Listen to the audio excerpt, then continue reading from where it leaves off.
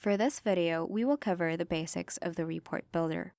The Report Builder is a subset of Martini and is a low-code solution for all of your report generation needs. With it, you can visualize your data on a web page with little effort, making it possible to create beautiful and customizable charts with just a few clicks.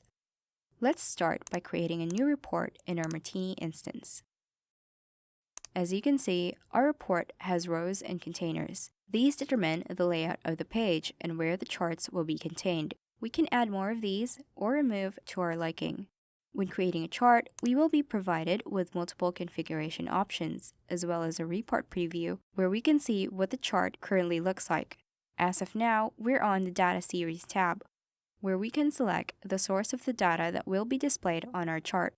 As of this moment, the data can come from a static JSON array or object, RESTful web service, or monitor or tracker. For our demo, the data will come from the monitor search index. We'll set the chart so that it displays the percentage of user agents used to invoke monitored services within the past day.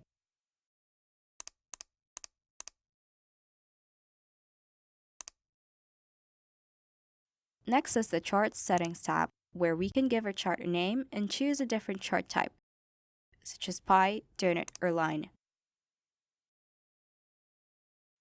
Lastly, the Customization tab allows us to modify the style and behavior of our chart as we see fit. Going back to our Reports page, we can add further customizations by adding custom CSS classes or HTML attributes.